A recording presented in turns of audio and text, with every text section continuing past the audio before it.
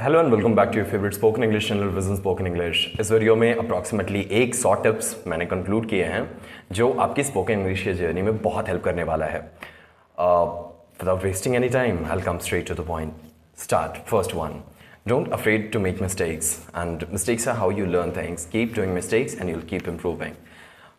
The life is like this. Each day in a new mistake and a new learning that we draw from that mistake. So doing the mistakes and deriving the learning from the mistakes will remain common all of your life. तो जब भी हम कुछ गलतियां करते हैं तो हमें उस गलती पे तुरंत हंसना चाहिए. And once you do it तो जो लोग उसे सुन रहे हैं वो लोग भी इस पे हंसेंगे. और once you made that mistake like made the atmosphere very calm about that mistake, तो ना ही आप इस मिस्टेक को लेकर सीरियस रहोगे, ना ही जो लोगों ने इसे सुना है वो इस पे सीरियस रहेंगे. पैन लाइफ अपनी मिस्टेक की है और बचपन में आप जाती है कि जगह पे आपने जाता है बोला था, आपने मम्मा को माँ और पापा को पा करके बोला था, कई लोगों ने पानी को मम पुकारा था. तो इंग्लिश एक नया लैंग्वेज है और एक जो आपका नेटिव लैंग्वेज है उसे सीखने में अप्रॉक्सीमेटली 5 से 7 साल लगाए आपने. अब ये तो पॉसिबल बिल्कुल नहीं है कि 6 से 7 महीने में आप इसे मास्टर कर लें. तो मिस्टेक्स बहुत कॉमन होंगे और कॉन्फिडेंस के साथ इसे करना है. मैं बात करूँ दूसरे टिप की तो वो है कि हमें एक ऑल इन इंग्लिश एनवायरनमेंट को चूज़ करना चाहिए. मेरे कहने का मतलब ये है कि अब जिस भी इंट्रैक्शंस को चूज़ करते हो या फिर जिस भी कंटेंट को चूज़ करते हो उन सब में एक चीज़ कॉमन होना चाहिए कि वो इंग्लिश में होना चाहिए. फॉर एग्जांपल, अगर आप एक रेसिपी ही ढूंढ रहे हो, एक कॉन्वर्सेशन कर रहे हो, एक गाना सुन रहे हो, एक मूवी देख रहे हो, एक ब्लॉग पढ़ रहे हो, एक बुक पढ़ रहे हो, I mean anything that you do in your daily life, normal stuff, हम बहुत सारे काम करते हैं, क्यों ना उन सारे स्टफ में एक चीज़ हम कॉमन रखें, वो है लर्निंग इंग्लिश. वो कैसे होगा? अब जो भी चीज़ आप कर रहे हो वो प्रेशराइज करो अपने आप को इंग्लिश में ही करने की. अगर आप किसी चीज़ पे एक वीडियो देखना चाहते हो, कोई नया टॉपिक आपने सीखा और उसके बारे में कुछ जानना है, तो क्यों ना आप इंग्लिश ही प्रेफर करो instead of your native language. इससे बहुत हेल्प होगा आपको. नेक्स्ट मैं बात करूँ कि सबसे पहले तो ऑनलाइन अपने आप को लाना है. अगर आप कंफर्ट जोन में ऑफलाइन इसके बारे में सोच रहे हो तो ये बिल्कुल नहीं होने वाला. अगर आप outside of your house, outside of your comfort zone, outside of your at the like world of internet, तो आपको बहुत सारे आपके जैसे लोग मिलेंगे. और अगर आपने एक बार अपने जैसे लोगों से इंटरेक्शन किया, जो लोग इसी जर्नी में साथ हैं, वो ये तो ऐसे समझ लो कि आप एक डेस्टिनेशन को चूज कर चुके हो और आपको वहाँ का रास्ता नहीं पता, बस आप एक भीड़ में घुस जाते हो, वो भीड़ आपको धक्के मार के वहाँ पहुँचा देगी. तो ये यही होता है. इंटरनेट एक बहुत बड़ा क्राउड है. इस क्राउड में बस आप एंटर हो जाओ, ये पूरी क्राउड आपको फोर्स करके वहाँ पहुँचा देगी. नेक्स्ट बात करता हूँ प्रैक्टिस एवरी डे. ये कुछ ऐसे समझिए कि आप if you do it once in a blue moon तो ऑब्वियस है ये आपके साथ स्टार्ट नहीं होने वाला है. इसकी प्रैक्टिस आपको हर दिन करनी चाहिए. अगर आपके पास सफिशिएंट टाइम नहीं है, स्केड्यूल बहुत ही ज़्यादा डेंस है, आप बहुत ज़्यादा बिजी रहते हो इन योर लाइक एनवायरनमेंट और ऐसे बहुत कम सर्कमस्टेंसेस आपके पास होते हैं कि आप किसी प्रैक्टिस कर पाओ, तो थिंकिंग इन इंग्लिश आपको हेल्प करेगा. अगर डेली लाइफ में उतना टाइम नहीं होता हमारे पास, तो जो चीज़ें हम सोच रहे होते हैं तो आप अपने आप को प्रेशराइज करो कि आप इंग्लिश में ही सोचो. इससे आपका ब्रेन आपको एक्सेप्ट कर लेगा कि मेरा जो थिंकिंग स्टाइल है वो इस लैंग्वेज से रिलेटेड है, और एक बार ये एक्सेप्ट कर ले तो आगे जितने भी थॉट्स आपके आने वाले हैं वो इसी लैंग्वेज में आएंगे. नेक्स्ट टॉपिक है practice the 4 core skills. English सिर्फ 4 चीज़ों से बना हुआ है. इसके अलावा ये कुछ भी नहीं है. रीडिंग, राइटिंग, स्पीकिंग और लिसनिंग. रीडिंग, राइटिंग, स्पीकिंग और लिसनिंग. अगर आपने इन 4 चीज़ों को मास्टर कर लिया तो आपने इंग्लिश को मास्टर कर लिया. It's that easy. अब इन 4 चीज़ों को अच्छा करने के लिए आप सेट ऑफ स्टेप्स लिख सकते हो कि अगर आपको रीडिंग अच्छी करनी है तो आप क्या करने वाले हो. क्या आप प्रतिलिपि डाउनलोड करने वाले हो, गूगल बुक स्टोर से बुक्स डाउनलोड करने वाले हो, क्या आप अपने घर में रखे हुए बुक्स को पढ़ने वाले हो, या फिर जोक्स या मीम से ही सीखने वाले हो. आप अपने स्टाइल से, अपने कंफर्ट जोन से इसे सीखो तो और जल्दी सीख जाओगे. लेकिन अगर सच में पूरी तरह से टिप्स पर डिपेंड रहोगे, you won't be able to make it. बात करें राइटिंग की, तो राइटिंग में आप क्या कैसे करने वाले हो. राइटिंग क्या आप डेली जर्नल लिखने वाले हो, डायरी लिखने वाले हो, दिन भर के स्केड्यूल का टू डू लिस्ट बनाने वाले हो, या फिर आप टाइपिंग करके ही सीखने वाले हो. अपने कंफर्ट जोन में, अपने आराम से, अपने तरीके से इसे सीखिए. बात करें स्पीकिंग की, तो आप किस तरह से सीखने वाले हो ये स्पीकिंग? क्या आप अपने फ्रेंड से बात करने वाले हो? क्या आप इंटरनेट के थ्रू फ्रेंड्स बना के उनसे बात करने वाले हो स्पीकिंग को इम्प्रूव करने के लिए? क्या आप खुद से बात करने वाले हो स्पीकिंग को इम्प्रूव करने के लिए? बिल्कुल अपने तरीके से इसे कस्टमाइज कर सकते हैं आप। जरूरी नहीं है सब कुछ इंटरनेट पे छोड़ देना। You can make it by yourself only. Last है लिसनिंग। अब लिसनिंग आप कैसे ठीक करने वाले? ऑडियो बुक सुनोगे, गाना सुनोगे, पॉडकास्ट सुनोगे, इंटरनेट पे इससे रिलेटेड वीडियोस देखोगे, लोगों से सुनोगे, खुद बोल के उसे एक बार लिसनिंग प्रैक्टिस को ऑब्जर्व करने के लिए सुनोगे, या फिर बहुत सारे टन्स ऑफ आइडियाज हैं। All you have to do is to gather it and make it implemented, work according to it. Next है एक नोटबुक रखने का। आप फोन में ही नोटबुक एप्लीकेशन होता है, आप इसे यूटिलाइज कर सकते हो अपने बेनिफिट के लिए। जो भी नए वर्ड से आप कम अक्रॉस होते हो तो उसे आप नोट डाउन कर लो, आप इसे डस्ट टाइप कर लो, ऐसे बस गूगल को याद दिला दो कि शाम को मुझे ये वर्ड के बारे में मीनिंग बताना, अभी मैं बहुत बिजी हूँ। अब आप जैसे ही अपने स्केड्यूल से बाहर आते हो तो आप देखते हो रोड पे एडवर्टाइजमेंट्स, होर्डिंग्स, पेपर्स, बैनर्स और बहुत सारी चीज़ें, और उस सब में हम बहुत बार नए वर्ड्स से मिलते हैं और उससे रिलेटेड हम कोई एक्शन नहीं लेते। क्यों ना हम उन वर्ड्स को नोट डाउन करें? अगर वो वर्ड्स यूज़ की जा रही हैं, इसका सीधा मतलब है वो ट्रेंड पे है, और अगर वो ट्रेंड पे है तो आपके कॉन्वर्सेशन में ये 4 चांद लगाएगा। तो आप इसे नोट डाउन कर लो और at the time of speaking इसे 2-4 बार प्रैक्टिस करो। ऐसा करने से आपको ये वर्ड्स ज़्यादा दिन तक याद रहेंगे, और जितनी ज़्यादा आप इसे यूज़ करोगे आगे के कॉन्वर्सेशन में ये अननोइंगली आपको देखने को मिलेगा। नेक्स्ट है, आपको जैसे ही एक नया वर्ड या फ्रेज मिला उससे रिलेटेड 5 से 6 सेंटेंसेस आप क्रिएट करो। अब ये 6 सेंटेंसेस अलग अलग टाइप से होने चाहिए। अगर आप बात कर रहे हो स्टडी की, तो स्टडी के सेंटेंसेस बहुत टाइप से इसे यूज कर सकते हो। For example, I am studying, I love study. I am studying ये वर्ब हुआ, आई लव स्टडीज ये नाउन हुआ। इसे मल्टीपल तरीके से अगर आप यूज करो, अगर आप ग्रामर में थोड़े भी अच्छे हो तो आपको ये चीजें समझ आ रही होंगी। ऐसा करने से एक वर्ड के मल्टीपल यूजेस आप समझ सकते हो। तो आपको बहुत सारे वर्ड्स नहीं याद रखने होंगे, एक ही वर्ड का आप मल्टीपल टाइप से उसकी मीनिंग निकाल सकते हो, डिराइव कर सकते हो। बात करें नेक्स्ट स्टेप की, तो वो है talk to your pet in English. अब अगर आपके घर में पेट नहीं है तो आप खुद से कॉन्वर्सेशन करो, अगर आपके घर में पेट है तो आप पेट से ही कॉन्वर्सेशन स्टार्ट कर दो। ऐसा करने से ना ही आपका पेट आपको जज करेगा, ना ही आप खुद को जज करोगे। एक चीज तो पक्का होने वाला है और वो है आपकी practice, right? That's what you desire, isn't it? तो ये बहुत अच्छा तरीका है। नेक्स्ट है, अगर आप लर्निंग में इंटरेस्टेड हो, अपनी स्पीच के करेक्शन में इंटरेस्टेड हो, तो सबटाइटल के साथ मूवीज देखना स्टार्ट कर दीजिए। बहुत सारे हॉलीवुड के मूवीज होते हैं जिसमें लेटेस्ट ट्रेंडिंग वर्ड्स यूज करते हैं वो। अब वो वर्ड्स सिर्फ मूवीज के लिए नहीं सूटेबल होते, बल्कि आपके एकेडमिक से रिलेटेड होते हैं, आपकी कॉन्वर्सेशन, ऑनगोइंग डेली कॉन्वर्सेशन से रिलेटेड होते हैं।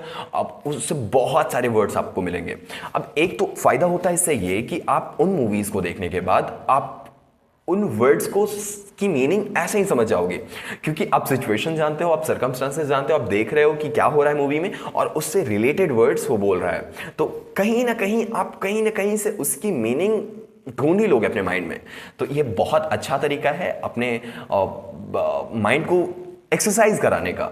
नेक्स्ट तरीका है नो योरसेल्फ। आपको सबसे पहले खुद को समझना चाहिए कि आप किस तरह से लर्न करते हो, आप कॉग्निटिवली किस तरह से सीखते हो।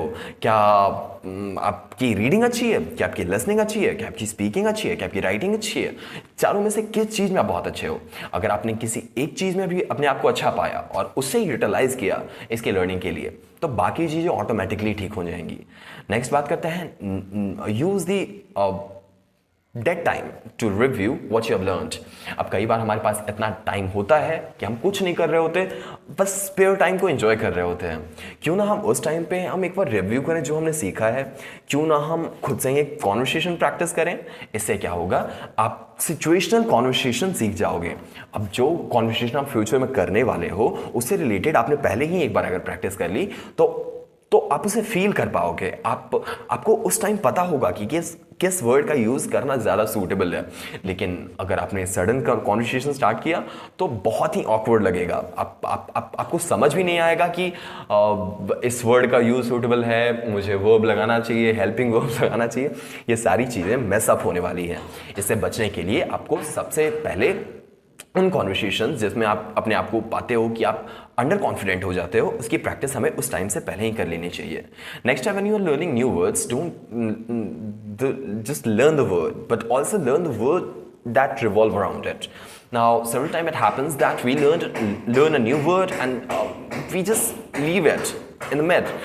Now, let me tell you a fact. If you learn a word across nearby it, you might see a flood of words nearby.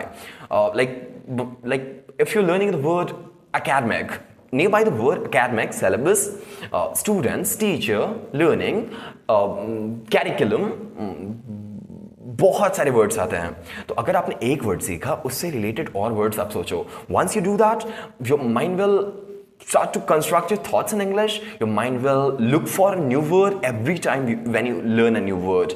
If you learn the word learning, study, education, academics, reading, writing, listening, ये सब आ रहा है। तो आपने एक word सीखा और उसके अराउंड अगर आपने एक रिपल इफेक्ट बना दिया कि इससे रिलेटेड बहुत सारे वर्ड्स और आसपास हैं, और अगर आपने ऐसा किया तो आपका ब्रेन फ्यूचर में भी जब भी आप कोई नया वर्ड सीखोगे, उससे रिलेटेड उसके अराउंड और भी वर्ड जो होते हैं, आपका ब्रेन आपको सजेस्ट करने लगेगा and it will help you a lot. Next तरीका है, give yourself a long term goal. अगर आपने अपने आप को बस ये बोला है कि ठीक है सीखना है इसे, तो बहुत ज़्यादा टाइम लगने वाला है। एक लॉन्ग टर्म गोल बना के उसे मल्टीपल पार्ट्स में कट कर देना चाहिए, और जैसे ही आपने एक अचीवमेंट पाया उसे स्ट्राइक ऑफ कर देना चाहिए। ये कुछ ऐसे समझिए कि एक बुक है, ईट दैट फ्रॉग, बहुत अच्छी बुक है। इसमें यही बताया जाता है कि जो हार्ड पार्ट्स हैं उसे आप पहले कर लो, उसके बाद जो भी पार्ट्स हैं वो आपको बहुत इजी लगेंगे। तो इंग्लिश के उन पार्ट्स को जो बहुत कॉम्प्लिकेटेड लगते हैं, जैसे रीडिंग आपको बोरिंग लगता होगा, लिसनिंग बहुत अच्छा लगता होगा, आपको स्पीकिंग वर्ड्स लगता होगा, बात करें थिंकिंग कुछ हद तक ही ठीक लगता होगा, तो जो वर्स्ट हैं उसे आप पहले कर लो। एक बार आप स्पीकिंग प्रैक्टिस कर लो तो खुद को आप खुद एनालाइज करने लग जाओगे, और ऐसा अगर आप करते हो तो उस एनालिसिस के अकॉर्डिंग आप अपना आगे के स्टेप्स लेने वाले हो। आई एम श्योर आप समझ पा रहे हो। नेक्स्ट है, it's not better to study just to take a test, think of a bigger picture. आप पढ़ाई इसलिए नहीं करते क्योंकि एग्जाम आ रहा है, हो सकता है आप इसलिए भी करो, लेकिन मोस्ट प्रोबेबली आप पढ़ाई इसलिए करते हो ताकि उससे रिलेटेड नॉलेज आप अपने आप में पाओ, ताकि क्योंकि नॉलेज ही आपका कैरेक्टर बनाने वाला है। अगर आप एग्जाम पास भी कर गए उन चीज़ों को पढ़ के और आपने उसे नहीं सीखा, then you'll just forget it, you'll be as usual। अब जैसे पहले थे एग्जाम के, वैसे ही एग्जाम के बाद भी होगे। उस एग्जाम ने कोई हेल्प नहीं किया आपको। तो अगर आप सिर्फ इसलिए इसे सीख रहे हो कि क्योंकि बोलना है, तो बहुत टाइम लगने वाला है। आप इसे इसलिए सीखो क्योंकि it makes you feel enjoyable. आप इससे रिलेटेड हैप्पीनेस ढूंढना स्टार्ट कर दो। इससे आपका ब्रेन खुश होगा जब भी आप ये कर रहे होगे, और अगर आपका ब्रेन खुश है तो आपको टाइम का पता ही नहीं चलने देता। कभी ऐसा हुआ है कि आप गेम खेल रहे हो और आपने कभी टाइम देखा हो? बिल्कुल नहीं। आपका ब्रेन जब तक खुश होता है, it doesn't even let you know कि टाइम वेस्ट हो रहा है, नहीं। तो इंग्लिश लर्निंग को भी इतना ही मज़ेदार बनाने के लिए बहुत सारे टेक्निक्स हैं, आप इसे इंप्लीमेंट कर सकते हो। गेम खेलना, listening to stand up comedies in English, watching English movies, enjoying books like based on thriller, comedy. ये चीज़ें आपको पता भी नहीं चलने देगी आप कब अच्छे हो गए।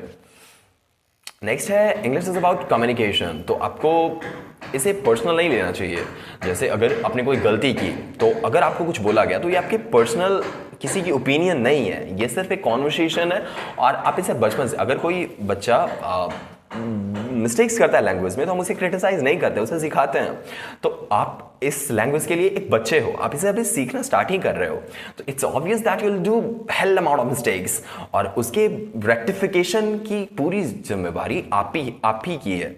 तो आपको इसे खुद से करेक्ट करना चाहिए। अगर कोई और इसे करेक्ट करता है तो हमें उस पर अंडर कॉन्फिडेंट नहीं फील करना चाहिए, या फिर एक क्रिटिसिज्म का ओपिनियन नहीं जनरेट करना चाहिए, हमें और खुश होना चाहिए कि थैंक गॉड मुझे इसने अभी बताया। इन फ्यूचर अगर मैं स्टेज पे होता और वहां पे मैंने ये मिस्टेक किया होता तो लोग बताने से पहले कस के हंसते। तो आपको और वर्स सिनेरियोज ढूंढना चाहिए जो हो सकता था। अगर आप ऐसा करते हो तो ये सिनेरियोज आपको बेस्ट लगेंगे। नेक्स्ट बात करते हैं, know what works for you in the best manner and act accordingly. बहुत बार ऐसा होता है कि कुछ चीजें आपके लिए बहुत अच्छा काम करती है, कुछ चीजें नहीं वर्क कर पाती हैं। फॉर एग्जाम्पल मेरे लिए रीडिंग बहुत अच्छा मीडियम है। I just love reading. आपके लिए हो सकता है लिसनिंग बहुत अच्छा हो, आपको सुनने में बहुत अच्छा लगता हो, आपको बोलने में बहुत अच्छा लगता हो, या फिर आपकी थिंकिंग बहुत अच्छी हो, आपकी राइटिंग बहुत अच्छी हो। Based on your own personality आपको इसे यूटिलाइज करना चाहिए। जैसा आप हो उसके अकॉर्डिंग अपने आप को इसमें इंडल्ज करना चाहिए। तो अपने स्टाइल से, अपने मेथड से अगर आप इसे सीखो तो बहुत जल्दी सीखोगे। If you will keep finding like the best method for you, you won't be able to make it. हाँ, ये अलग बात है, you should always look for new ways of learning. और हाँ, जब भी ऐसा आप करते हो तो you also have to reflect on what you have done earlier. आपको पहले तो याद करना चाहिए कि आपने जो पहले अब तक की लर्निंग है आपकी, कौन सा बेस्ट मीडियम था। क्या आप सुन के बहुत जल्दी सीख जाते थे? क्या पढ़ के बहुत जल्दी सीख जाते थे? क्या आप बोल के बहुत जल्दी सीख जाते थे? अपने तरीके से अगर इसे इंप्लीमेंट करें तो आप और ज़्यादा कंफर्टेबल तरीके से इसे सीखोगे। और अगर पूरी तरह से टिप्स पे डिपेंड हुए कि ये बोला गया है तो यही करनी चाहिए, तो you'll get bored very early और आप इसे बीच में ही छोड़ दोगे। नेक्स्ट बात करते हैं, आपको हेल्प लेना चाहिए। अगर कुछ नहीं आ रहा then you should ask in front of the person who is in front. अब कई बार ऐसा होता है कि कॉन्वर्सेशन के बीच में कुछ ऐसे वर्ड्स हमें सुनने को मिलते हैं जिसकी मीनिंग हम नहीं समझ पाते। वंस इन ब्लू मून हम पूछ देते हैं कि इसकी मीनिंग क्या है, बट मोस्ट ऑफन हम प्रेफर नहीं करते ये जानना, सिर्फ इस थॉट से कि कहीं हम मुझे इंफीरियर ना समझ लिया जाए। हमें इस थॉट से बचना चाहिए कि क्योंकि it's not about being superior और inferior, it's just a language, it's a medium of conversation, it's a medium of communication, it's a bridge, that's it, there's nothing more than that. It does not decide your complete future goal destination, it's not like that. It's just a medium of conversation, there's nothing more than that. तो आपको इसमें superior या inferior वाले thoughts भी नहीं आने देने चाहिए. I think that's sufficient for today. मैंने अभी बहुत टाइम ले लिया है, इसके सेकंड पार्ट मैं फिर से अपलोड करूंगा. I wish a really good luck for you. We'll see you in the next one. Welcome back to the second part of this video. इसमें हम सीख रहे हैं कि इंग्लिश लर्निंग को बहुत इजीली कैसे मास्टर किया जाए, और इसमें बहुत सारे टिप्स मैं आपको बता रहा हूँ। ये नंबर है 22 22वां टिप की। It's not a good idea to study on your own more than 30 minutes at a time. Take regular breaks and some fresh air in order to scratch your legs. अब बहुत बार हम ऐसा करते हैं कि एक टाइम के लिए बहुत सीरियस हो जाते हैं किसी पॉइंट को लेके, and after span of time we just forget it. हमें इससे बचना चाहिए। Consistency is the key. अगर आप एक बार बहुत ज़्यादा पढ़ लेते हो और सेकेंड डे आप कुछ भी नहीं करते तो आपका ब्रेन से लेकर बहुत सीरियस नहीं होता। हमें कंसिस्टेंटली एक रेगुलर प्रैक्टिस एक्सेप्ट करनी चाहिए। इससे ब्रेन को ये लगता है कि ये हमारे डेली लाइफ का एक पार्ट है। तो एक दिन अगर ऐसा आता है that you don't want to study, तो आपका ब्रेन आपको ट्रिगर करेगा कि इतने दिन से पढ़ रहे थे, आज तुम नहीं छोड़ सकते, तुम्हें पढ़ना पड़ेगा। अगर आप इसे डेली रूटीन का पार्ट बना लो तो आप हर दिन अनकॉन्शियसली बहुत सारी स्टडीज कर सकते हो इससे रिलेटेड। अब इंग्लिश में सिर्फ ग्रामर नहीं है। आप अगर इसे सीख रहे हो तो या तो आप इंटरव्यूज के लिए सीख रहे होगे, या कॉन्वर्सेशन के लिए सीख रहे होगे, या फिर बहुत सारी बुक्स पढ़ने के लिए सीख रहे होगे, या फ्यूचर प्रोस्पेक्ट के लिए सीख रहे होगे, या फिर IELTS का एग्जाम देना होगा। बहुत सारे रीजन हो सकते हैं। अब इसे सीखते टाइम उन चीज़ों को इससे इंटीग्रेट करना चाहिए। फॉर एग्जाम्पल, अगर आप सीख रहे हो बुक्स पढ़ने के लिए तो नॉर्मल बुक्स अभी परचेस कर लेनी चाहिए। उसे सीखते हुए उसे एक बार you should have a glance at the book कि क्या ये थोड़ा बहुत भी हेल्प कर रहा है ये प्रैक्टिस जो आप कर रहे हो। अगर आप सीख रहे हो कॉन्वर्सेशन के लिए तो एक नॉर्मल कॉन्वर्सेशन के बीच में एक दो सिंपल सेंटेंसेस आप ऐड कर सकते हो। तो अगर प्रोस्पेक्ट को इससे रिलेट करोगे तो आपका ब्रेन इससे लेके सीरियस रहेगा और बहुत हेल्प करेगा। बात करते हैं, you can learn every day whether they are like at the same level, like you can learn from every person that you come across. Everybody can teach you something. That's the rule. अब जो आपसे ज़्यादा जानते हैं वो आपको बहुत कुछ सिखा सकते हैं, और जो आपसे कम जानते हैं वो भी आपको बहुत बहुत बहुत सारे पॉइंट्स आपको प्रोवाइड कर सकते हैं। आप उनमें ये देख सकते हो कि वो कौन सी गलतियां करते हैं जो शायद आप भी कर रहे हो। आप एक बार इसे ऑब्जर्व करो। Everybody says that we should learn from our own mistakes, but the lesson is those who learn from others' mistake, right? आपने ये कोट सुना होगा। तो जो आपसे कम जानते हैं वो भी बहुत सारे मिस्टेक्स करते हैं, जो कि नेचुरल है। तो आप इसे ऑब्जर्व करते हुए खुद को एनालाइज कर सकते हो, क्या आप भी वो सेम मिस्टेक्स करते हो अपने कॉन्वर्सेशन में। नेक्स्ट है watch movies, TV shows when you are and that you have already seen in your language. जैसे अगर आपको बॉलीवुड पसंद है तो इससे रिलेटेड जो आपको बॉलीवुड के मूवीज अच्छे लगते हैं उन मूवीज के अराउंड, उन टाइप के मूवीज के अराउंड, और कौन से मूवीज हैं हॉलीवुड में या फिर अदर लैंग्वेजेस में जो कि इंग्लिश में अवेलेबल है, आपको वो सेलेक्ट करनी चाहिए और देखना चाहिए। इससे ना सिर्फ आप सिर्फ उन मूवीज को एंजॉय कर पाएंगे बल्कि साथ साथ आप बहुत कुछ सीख भी पाएंगे। नेक्स्ट है रीड द बेस्ट राइटर्स। अब जैसी कंटेंट्स आप सुनोगे वैसे ही कंटेंट आपके मुंह से आएंगे। You only speak what you listen to, there is nothing more than that. तो अच्छे राइटर्स को पढ़ना, अच्छे स्पीकर्स को सुनना और अच्छे लोगों से बातचीत करना, ये आपके कॉन्वर्सेशन को मैग्निफिसेंट बनाने वाला है। तो बेस्ट को चूज कीजिए और उसके अकॉर्डिंग पढ़ाई कीजिए। Next is you can try also by reading a book that you have already read in your language. It will make it easier to follow and allow you to enjoy the same experience. अब कई सारे books आपने पढ़े होंगे, अब उन books के English version हमारे पास मौजूद हैं, तो इससे क्या फ़ायदा होगा, उस बुक्स का पूरा एक्सपीरियंस आपको पता है। अब जब आप इंग्लिश में उसे पढ़ रहे होगे वो एक्सपीरियंस अभी तक आप फील कर चुके हो। अब जब इंग्लिश बुक आप चूज करोगे तो आप उससे इजीली समझ पाओगे। क्यों? क्योंकि वो पूरा एक्सपीरियंस आपको है। आपने उस हिंदी वाले बुक की पूरी कंटेंट आपने पढ़ रखी है। तो जब आप इंग्लिश वाला परचेस करोगे तो उससे रिलेटेड जितनी भी लर्निंग्स हैं, उससे रिलेटेड जितने कंटेंट्स हैं, वो आपका ब्रेन खुद ही उसमें ढूंढेगा कि अगर ये हुआ था तो ये किस पॉइंट में हुआ है। और ऐसा करने से वो चीज़ें भी आपको समझ में आने लगेंगी जो आपको बिल्कुल नहीं आती। वो वर्ड्स भी आप सीख जाएंगे जो आप नहीं जानते, क्योंकि आपका ब्रेन सेंटेंस में स्किमिंग करने से, स्किमिंग एक प्रोसेस है, मैं किसी और वीडियो में इसे बताऊंगा। स्किमिंग करने से जैसे अब बीच बीच में जो वर्ड्स आप नहीं जानते ब्रेन आपको बता देगा, क्योंकि उसके कंटेंट ये जानता है। ऑनलाइन आर्टिकल्स बहुत आपको हेल्प करेंगे। ये इस तरह से समझिए कि आप अपने थॉट से रिलेटेड जो भी आप आर्टिकल्स आपको अच्छे लगते हैं, जैसे अब गूगल हमें सजेस्ट करता है हमसे रिलेटेड आर्टिकल्स जो हमें पसंद आए, तो आप गूगल के सर्च फीड में जाकर बहुत सारे आर्टिकल्स आप पढ़ सकते हो। अब ये आर्टिकल सेल्फ हेल्प पे हो सकती है, बिजनेस पे हो सकती है, साइंस से रिलेटेड हो सकती हैं, dark web, deep web, paranormal energy, spirituality, life death, इन सब टॉपिक्स पे हो सकती हैं। ये सब नहीं पसंद तो आप नॉर्मल टॉपिक्स भी चूज कर सकते हो, like 5 best habits to carry forward, 10 vegetables that you should add in your cart, 10 products that you should purchase instantly in order to lead a better life. इन चीज़ों को भी आप चूज कर सकते हो। बहुत टाइप के ब्लॉग्स होते हैं, आप अपने कन्वीनियंट के अकॉर्डिंग, आप अपने एक्सपीरियंस के अकॉर्डिंग अच्छे ब्लॉग्स चूज करके उसे सीख सकते हो। अब है read for general meaning first, don't worry about the understanding every word. अब देखिए, अब जब रीडिंग करते हो तो हम उसकी मीनिंग डिराइव करना चाहते हैं, सबसे पहले समझना चाहते हैं कि मीनिंग क्या है इसकी। नहीं आपको करना चाहिए। आप जब स्टार्टिंग अगर आपका फेज है, अगर आप स्क्रैच से स्टार्ट कर रहे हो, तो सबसे पहले उस सेंटेंस की मीनिंग आपको समझनी चाहिए, ना कि उस पूरे कंटेंट की। ऐसा करने से आपका सबसे पहले तो इंग्लिश अच्छा होगा। दूसरा, अगर पूरी कंटेंट समझ नहीं आती तो एटलीस्ट आपकी इंग्लिश तो ठीक ही हो ही जाएगी। और एक बार ये ठीक हो गई तो फिर जैसे यहाँ पूरा पढ़ लोगे, आप उसका पूरा कंटेंट कर पाओगे।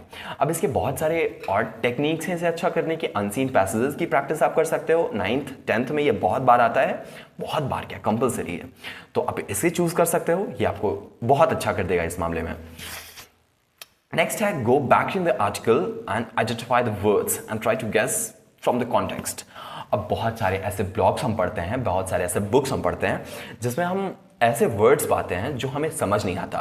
अब स्टार्टिंग में हमें उसकी मीनिंग नहीं समझनी चाहिए, हमें पहले पूरा कंटेंट पढ़ लेना चाहिए। और एक बार कंटेंट पढ़ना हमने फिनिश कर दिया तो लास्ट में हमें एक बार स्किमिंग करनी चाहिए, एक बार उसे ऊपर से देखना चाहिए और ढूंढनी चाहिए वो वर्ड्स जो आपको नहीं समझ आता। अब आसपास के मीनिंग को पढ़ने के बाद, आसपास के सेंटेंसेस को पढ़ने के बाद हमें खुद से उसे ढूंढना चाहिए कि अगर ये वर्ड इस सेंटेंस में है, इसकी मीनिंग क्या हो सकती है। ऐसा करने से आपका ब्रेन इसके खुद के प्रेशर से उसकी मीनिंग खुद से निकालना स्टार्ट कर देगा। नेक्स्ट है look up keys ways to confirm your guesses. अब कई बार उस वर्ड से रिलेटेड मीनिंग्स हमें मोस्टली बुक्स में देखने को मिल जाते हैं, लेकिन जिन बुक्स में नहीं मिलता उसके लिए आप इंटरनेट की हेल्प ले सकते हो, डिक्शनरीज की हेल्प ले सकते हो, या फिर सेल्फ इंस्टिंक्ट की भी हेल्प ले सकते हो। आपका ब्रेन भी वर्ड्स को देख के खुद ही उसकी मीनिंग निकाल लेता है। कई बार ये गलत होती हैं, लेकिन मोस्ट ऑफन आपका ब्रेन जो कहता है वो ऑलमोस्ट सही होता है, क्योंकि आपने अगर इससे रिलेटेड कोई कंटेंट पहले पढ़ा है तो ये आपको सजेस्ट करता है कि आपने इतना नॉलेज इसमें गेन कर रखा है कि ये सही ही है। तो कई बार हमें अपने ब्रेन पे ट्रस्ट करना चाहिए इन मामलों में। नेक्स्ट है go and tell someone about the interesting article that you have just read and using your nearly use new words. अगर आपने कोई नया कंटेंट पढ़ा है और आपको ये बहुत अच्छा लगा तो आपको इसे लोगों को सजेस्ट करना चाहिए, और सजेस्ट करते टाइम उन वर्ड्स को यूज़ करना चाहिए जो उस कंटेंट में था। फॉर एग्जांपल, अब मैंने जस्ट एक आर्टिकल पढ़ा न्यूरालिंक के बारे में। अब उस न्यूरालिंक के बारे में जो आर्टिकल है वो मेरे को बहुत इंटरेस्टिंग लगा। अब मैं अपने स्क्वाड में इसकी बात करने वाला हूँ, तो मैं you know what, there's a new article. The unique thing about it is that whatever we had imagined earlier, it is way ahead than that. You won't believe what I'm saying. Like the complete scenario has been changed. जो हम predict कर रहे थे इसके बारे में, इससे बहुत अलग है ये। अगर आप इस तरह से यूज़ करो तो जो आपने आर्टिकल्स पढ़ा है ऑलमोस्ट आप उस आर्टिकल को नरेट कर चुके हो।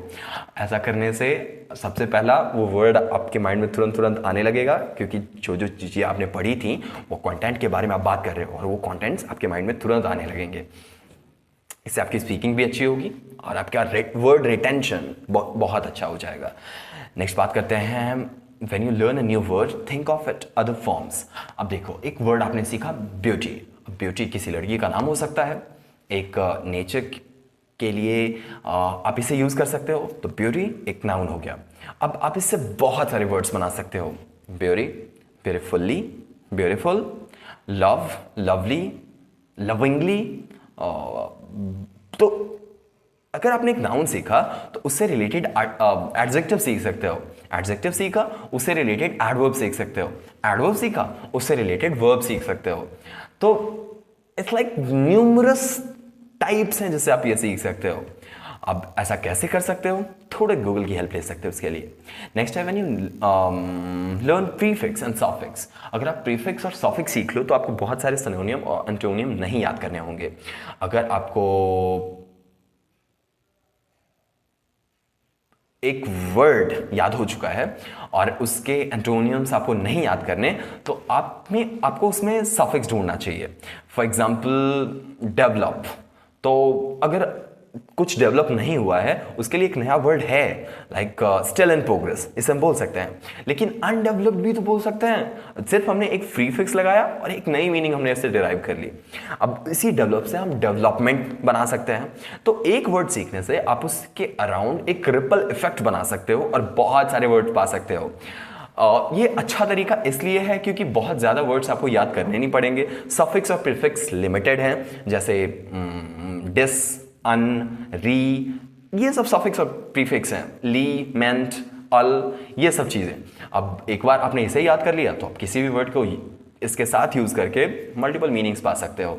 मुझे लगता है आज के लिए सफिशिएंट है। मैं नेक्स्ट वीडियो में इसके फर्दर इंफॉर्मेशन को इंक्लूड करूंगा। I wish a good luck for you to you and I want you to stay connected with vision spoken English for further videos. See you in the next one. हम spoken English के tips के बारे में अभी समझ रहे हैं। ये हमारा तीसरा वीडियो है इससे रिलेटेड।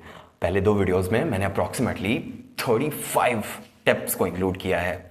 अगर कोई एक दो भी अच्छे से आपने इंप्लीमेंट किया, trust me, you will be on the rocket. Start करते हैं। नेक्स्ट है सिलेबल और प्रेशर की।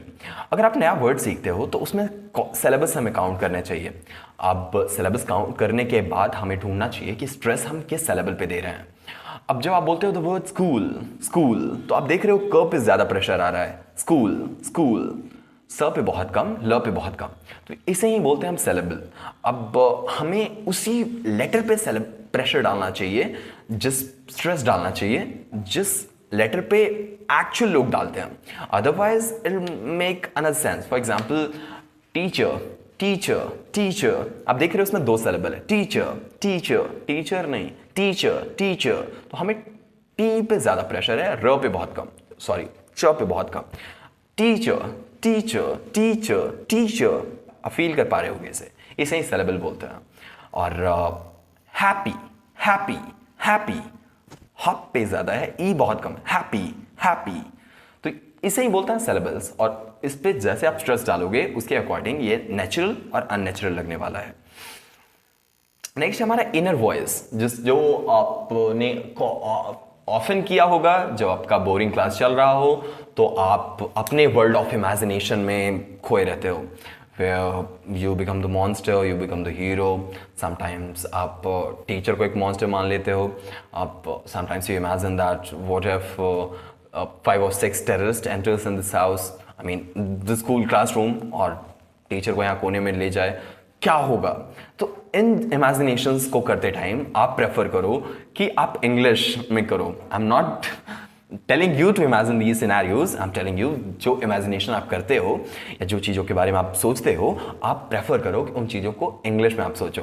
इससे आपका माइंड आप एक्सेप्ट कर लेगा कि ये आपका नेटिव लैंग्वेज है और आप ऐसे ही सोचते हो। एक बार इसे ये बिलीफ हो गई तो ये सही तरीके से इसे कॉपी कर लेगा और इसे कंटिन्यू करेगा, कैरी फॉरवर्ड करेगा। आप लर्न इंग्लिश कभी नहीं कर सकते if you just read a book. It's not about that only, it's about listening, speaking, observing, thinking, speaking, narrating, feeling, सब कुछ आता है इसमें। इट्स नॉट दैट आप ड्राइविंग सिर्फ ड्राइव करने से नहीं सीखते, बल्कि उससे रिलेटेड नॉलेज आपको होती है। आप टीचिंग सिर्फ टीचिंग करके नहीं सीखते, आपको बहुत एक्स्ट्रा चीज़ें सीखनी पड़ती हैं। आप एक सब्जेक्ट सिर्फ सुनकर नहीं सीखते, numerous assignments, synopsis, homework, class works, projects, कितनी चीज़ें आप करते हो एक सिंगल सब्जेक्ट को सीखने के लिए। तो आपको भी इसे इसी तरह समझना चाहिए कि बहुत टाइप के एक्टिविटीज़ आपको प्रेफर करना चाहिए टू कैरी फॉरवर्ड, तभी आप इसे सीख पाओगे। अब जब ग्रामर आप सीख रहे हो तो ये इंपॉर्टेंट है, बट उतना इंपॉर्टेंट नहीं। एक बार आपने बहुत ज़्यादा ग्रामर सीख लिया तो आप सिर्फ यही सोचते रह जाओगे कि इस सिचुएशन में एक्टिव वॉइस अच्छा होगा या पैसिव वॉइस, और अगर ऐसा आप सोचने में आपने 2-3 मिनट निकाल दिया, तब तक में जिससे आप बात कर रहे होगे वो 9 to 11 हो जाएगा। तो I would prefer you to learn the part of grammar, लेकिन ग्रामर में सब सीखना बहुत ज़रूरी नहीं है। आप सिर्फ टेंसेस समझ लो, मॉडल समझ लो, सब्जेक्ट वर्ब एग्रीमेंट समझ लो। मुझे लगता है इसे छोड़ के कुछ भी आपको समझने की ज़रूरत बिल्कुल भी नहीं है। ये सिर्फ यही 3 को टॉपिक्स हैं जो आपकी स्पोकन इंग्लिश को डिसाइड करते हैं कि इसकी फ्लुएंसी कैसी होगी, इसकी एक्यूरेसी कैसी होगी, इसमें सिंटैक्स कैसा होगा। ये सारी चीज़ें यही डिसाइड करने वाला है। इंग्लिश डायरी रखना और जर्नल लिखना आपको हेल्प कर सकता है, लेकिन अगर बोरिंग लगे छोड़ दो इसे। अब आप, मैं ऐसा नहीं बोल रहा कि आप इंग्लिश ब्लॉग लिखना स्टार्ट कर दो इंटरनेट पे, but at least for your own सेक आपको उन चीज़ों को लिखना चाहिए जो आपने दिन भर फील किया है। अब जब भी आप एक टेक्स्ट लिख रहे हो तो उसके अराउंड ब्रेनस्टॉर्मिंग हमें करनी चाहिए। जैसे हमें ग्रामर या स्पेलिंग के बारे में नहीं सोचना चाहिए उस टाइम, हमें सिर्फ कंटेंट के बारे में सोचना चाहिए कि मैं क्या और लिख सकता हूँ इससे रिलेटेड। ऐसा करने से आपको टेक्स्ट का स्ट्रक्चर मिल जाएगा, और बेसिक स्ट्रक्चर अगर आपको मिला तो आप इसे लगातार इंप्रूव करते रहोगे स्ट्रक्चर को। नेक्स्ट है, when you are writing something in another language it can be hard to see your own mistakes, बहुत हार्ड है, but leave a break before rereading it for someone else to do that, and once someone else found some mistakes, do rectification and start carrying forward. अब कई बार आप लिखोगे, अगर आप इसे फिर से पढ़ो तो भी आपको मिस्टेक नहीं दिखेगा, क्योंकि आपने इससे रिलेटेड कंटेंट बहुत ज़्यादा नहीं देखा हुआ या पढ़ा हुआ है। तो आपको इसे हेल्प लेनी चाहिए किसी ऐसे आदमी की जो इसमें पहले से ही अच्छा हो। ऐसा करने से आपको सबसे पहला तो मिस्टेक आपको पता चल जाएगा, दूसरा एक पर्सन आप इक्विप कर लोगे अपनी लाइफ में जो इस पार्ट में हेल्प करने वाला है, तीसरा आप एक बार रेक्टिफाई कर लो तो आपको समझ आने लगेगा कि इससे रिलेटेड मिस्टेक्स और नहीं करने हैं। नेक्स्ट, आपको पंक्चुएशन पे फोकस करना चाहिए। बोलने के बाद एक छोटा ब्रेक बहुत इंपॉर्टेंट होता है, इससे आपको और थॉट्स भी मिल जाते हैं और लिसनर को एक सफिशिएंट टाइम मिल जाता है जो भी आपने बोला है उसे समझने की। बात करते हैं अगर आप एक और तरीके से पंक्चुएशन आपको हेल्प करता है, इसकी मीनिंग अगर आप गलत जगह पे पंक्चुएशन का यूज कर देते हो या गलत जगह पे थोड़ी देर के लिए रुक जाते हो तो इसकी मीनिंग पूरी तरह से बदल जाती है। इसे it should be taken into context और उसके अकॉर्डिंग हमें एक्शन लेना चाहिए। नेक्स्ट है गाने गाना। बहुत सारे ऐसे इंग्लिश सिंगर्स हैं जिसे आप चूज कर सकते हो, Shakira, Justin Bieber, Ed Sheeran, बहुत सारे हैं, न्यूमरस हैं और बहुत बहुत बहुत अच्छे अच्छे गाने हैं इंग्लिश में, आप चूज कर सकते हो। I am not saying you to choose the explicit और content, but still you may choose as per your preferability, as per your interest. कई लोगों को पॉप अच्छा लगता है, सैड, तो उसके अकॉर्डिंग चूज करके आप खुद को एंटरटेन भी कर सकते हो और साथ ही साथ सीख सकते हो। ऑनलाइन ग्रुप जो ज्वाइन करना, फेसबुक तो अब ऑलमोस्ट डेड हो चुका है, बट इंस्टा पे अभी भी बहुत सारे ऐसे कम्युनिटी हैं जो आपको हेल्प कर सकते हैं इससे रिलेटेड। अगर रोस्ट ना कर पाए तो खुद की रिकॉर्डिंग करना और उसके बाद उसे सुनना आपको बहुत हेल्प कर सकता है। इससे आप खुद के मिस्टेक्स भी ढूंढ लेते हो और you won't have to worry about your own mistakes कि कोई और इसे ढूंढे, राइट? आप खुद के एक्शन से इसे ढूंढ सकते हो। You can also speak in the mirror and at the time when you look at yourself in the mirror, you may observe the way how you speak and इससे रिलेटेड आप जब खुद को ऑब्जर्व करोगे तो और कॉन्फिडेंस आप में आएगा बोलते टाइम। क्या हो अगर मैं बोलूं कि सोते हुए भी हमें लर्न कर सकते हैं, हम सोते हुए बहुत कुछ सीख सकते हैं।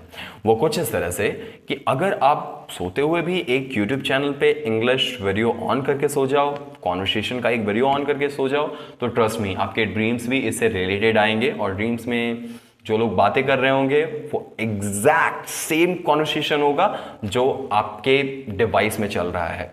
तो क्यों ना आप इसे यूटिलाइज करें अपने बेनिफिट के लिए। तो आप एक वीडियो ऑन करके अगर सो जाओ तो उससे रिलेटेड और कंटेंट्स आपका ब्रेन खुद ही जनरेट करता है और रियल लाइफ एक्सपीरियंसेस वो खुद बना लेता है। ऐसे जब रियल लाइफ में आप बात कर रहे होते हो तो हेजिटेशन बहुत कम होता है। बात करें म्यूजिक साइट्स की तो बहुत सारे हैं, आप लिरिक्स देख सकते हो।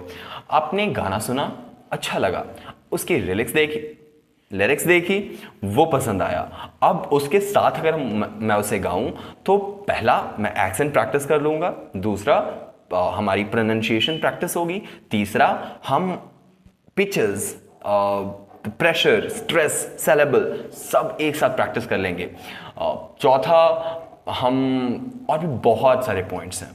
बहुत कुछ सीख सकते हैं अगर हम खुद सिर्फ गाने को सुने, लिरिक्स सामने हो और उसे रीड करें। आप अपने टीचर्स की हेल्प ले सकते हो, ये बहुत अच्छा तरीका है। कई बार आपकी इंटोनेशन उनसे मैच नहीं करती, कई बार आपका पंक्चुएशन उनसे मैच नहीं करता, उनकी हेल्प लेने से आप इसे मैच करवा सकते हो अपने अकॉर्डिंग। आप डिक्शनरी की हेल्प तो ले ही सकते हो और भी बहुत अच्छे तरीके हैं, बट आपके टीचर बहुत ही कोऑपरेटिव तरीके से इसे समझाएंगे। I think that's sufficient for today. We'll meet tomorrow with the same. I'll upload the new video just afterwards.